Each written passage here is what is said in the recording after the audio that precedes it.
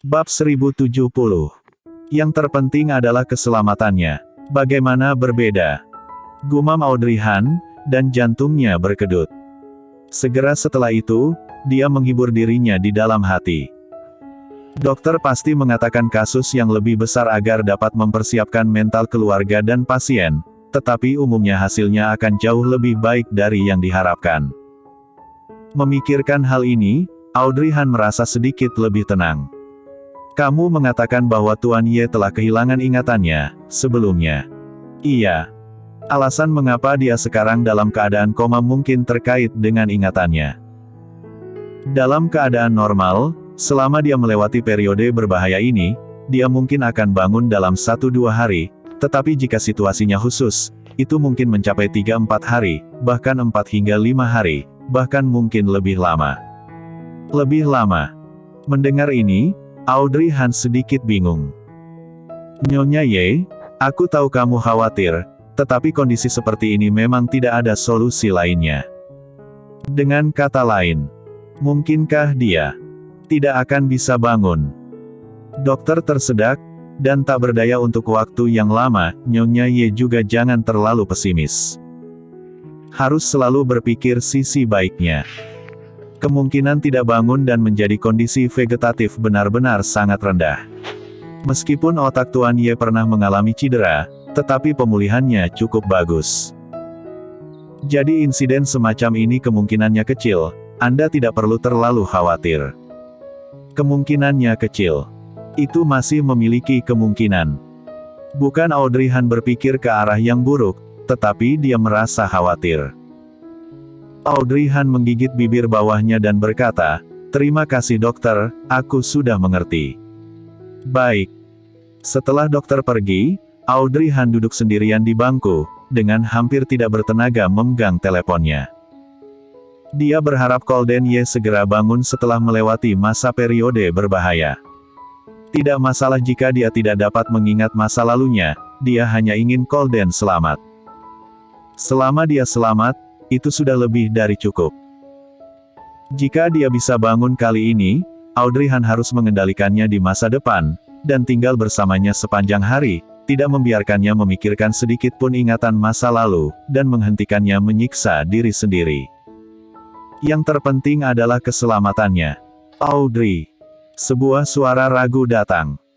Audrey Han tersadar, dan ketika dia mengangkat kepalanya, dia melihat Anisong bersama Jerry Yuchi berjalan ke arahnya. Bibi. Kakek. Anisong mendapati wajahnya sangat pucat, dan dengan cepat melangkah maju untuk menopangnya. Duduk dan bicarakan. Kenapa wajahmu begitu buruk? Apakah kamu merasa gak enak badan? Setelah bertanya, Anisong ingat bahwa dia sedang hamil. Janinnya saja tidak stabil, dia masih berlari ke rumah sakit, dengan perasaan cemas dan takut. Sepertinya dia harus membawanya memeriksa kandungan setelah itu. Meski usia anak sudah hampir 4 bulan sekarang, tetapi tidak boleh terjadi masalah. Aku baik-baik saja. Aku akan menemanimu untuk melakukan pemeriksaan nanti, semoga tidak ada yang salah. Audrey Han tidak menolak, dan hanya mengangguk. Jerry Yuchi berjalan mendekat. Dia telah menerimanya sebagai cucu menantunya.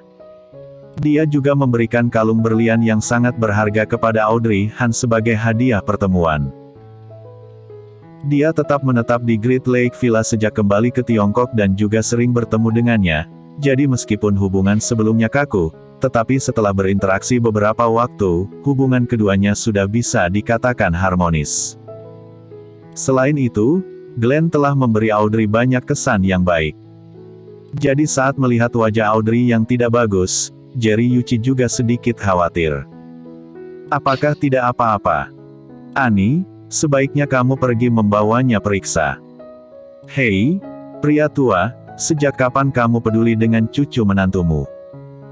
Kupikir kamu datang ke sini karena Colden. Mendengar, Jerry Yuchi mengangkat janggutnya dengan tidak senang. Apa yang kamu bicarakan? Tidak bolehkah aku peduli dengan mereka berdua? Ngomong-ngomong, bagaimana dengan Colden? Apa kata dokter? Membahas topik ini, Audrey Han terlihat sedikit lelah. Dokter bilang dia masih harus diamati, kita harus sabar menunggu. Mengenai hal-hal lain, dia benar-benar tidak memiliki kekuatan untuk mengatakannya lagi. Selama dia tidak ada masalah sudah cukup, kami juga tidak dapat melakukan apapun. Anisong menoleh dan melirik Jerry Yuchi, "Hei, pria tua, kamu berjaga di sini saja, aku akan membawa Audrey untuk pemeriksaan." Jerry Yuchi sudah terbiasa dipanggil pria tua oleh Anisong. Sekarang setelah mendengarkan Anisong memanggilnya begitu, dia juga tidak mengatakan apapun. "Oke, kalau begitu cepatlah bawa dia, dan ingat untuk segera mengabariku jika ada masalah." Anisong meliriknya dalam diam, lalu menggandeng Audrey Han. "Ayo pergi." Keduanya berjalan ke depan, dan Audrey Han dalam diam menatap Anisong. "Kenapa kamu melihatku?" Anisong tampak bingung. Setelah mendengar, Audrey Han tersenyum sedikit dan berkata, "Setelah Bibi dan kakek berdamai, aku merasa Bibi menjadi semakin bersemangat." Ketika Anisong mendengar ini, ekspresinya langsung menjadi canggung. "Apa artinya semakin bersemangat? Kamu pikir aku bahagia? Pria tua selalu menggangguku sepanjang hari. Tidak tahu seberapa menyebalkannya itu. Harusnya aku tidak tinggal di sana." Meskipun kata-kata ini terdengar canggung dan dingin, tetapi Audrey Han masih melihat kelembutan di matanya. Bagi Anisong, dia sangat awal telah meninggalkan rumah dengan kakaknya, bagaimana mungkin dia tidak serakah akan kasih sayang keluarga? Jika dia tidak menginginkan kasih sayang keluarga, dia tidak akan marah selama bertahun-tahun ini. "Sebenarnya, aku masih belum memaafkannya." Anisong tiba-tiba menghela nafas, "Aku tidak bisa memaafkannya atas apa yang dia lakukan saat itu, tapi aku tahu dia sudah tua sekarang, dan tidak memiliki tenaga untuk mengelola perusahaan, dan aku juga berpikir tidak akan pernah mencarinya lagi dalam seumur hidup ini. Tapi kemudian aku menyadari bahwa kasih sayang keluarga yang sudah terukir di tulang aku tidak dapat dihapus lagi. Dia adalah ayah yang mencintai kita saat itu. Orang-orang akan membuat kesalahan dalam hidup ini, dan akan ada saat-saat di mana mereka bertindak bodoh. Mengingat dulu aku juga pernah melakukan kesalahan berkali-kali. Saat itu, aku bukan orang suci, dia juga bukan. Mengapa dia harus menuruti keinginanku? Jadi, meskipun aku masih mempermasalahkan hal itu, tetapi aku sudah mampu bergaul dengannya sekarang, setidaknya. Jika sesuatu terjadi di masa depan, aku tidak akan ada penyesalan." Mendengar ini, Audrey Han mengerti apa yang dia maksud. Anisong masih belum memaafkan Jerry Yuchi atas apa yang dia lakukan saat itu, tetapi darah yang sama di tulangnya tetap membuatnya merindukan hubungan ayah anak ini. Apalagi, usia Jerry Yuchi semakin tua, dia menjadi sangat takut jika terjadi sesuatu, yang tersisa hanya penyesalan. "Bibi, menghargai masa ini, itu cukup bagus." Anisong menggosok kepalanya, "Kamu juga harus menghargainya, Golden akan baik-baik saja. Sekarang kamu hanya perlu menjaga dirimu sendiri dan bayi di perutmu. Yang lainnya, percayakan pada dokter saja." "Baik." Setelah diperiksa, ternyata kesehatan Audrey Han tidak terlalu baik, dan janinnya sedikit bergejolak, tetapi tidak ada masalah yang serius. Setelah pemeriksaan janin, jangan berpergian, dan hindari banyak perubahan suasana hati.